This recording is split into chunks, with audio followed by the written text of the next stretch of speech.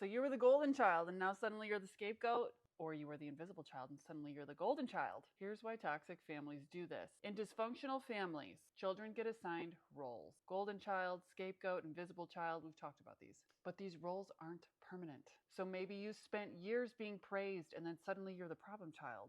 Or you were ignored for decades and then boom, suddenly overnight you're the favorite. But only temporarily, and sometimes it switches back.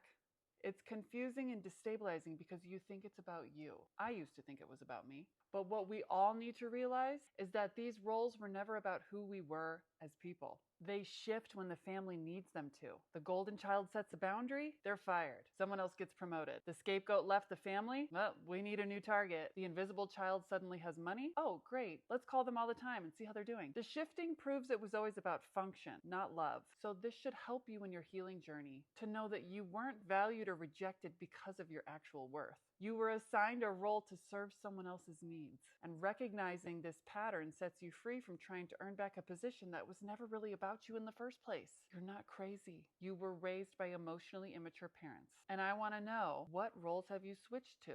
And what do you think caused it? Whenever I was having a wedding or a baby, I was the golden child for like a second. But the second this invisible child started saying, hey, mom's an alcoholic, that didn't go well. And my family already had a scapegoat, so we could talk about what happens when there's two and when one of them leaves. There's nothing wrong with you. And a lot of you are sharing your stories to me in DMs, and I'm trying my best to keep up with them, which is why I just stood up a community. So if you want to jump into a community where everyone's telling their stories, I'd love to have you in there.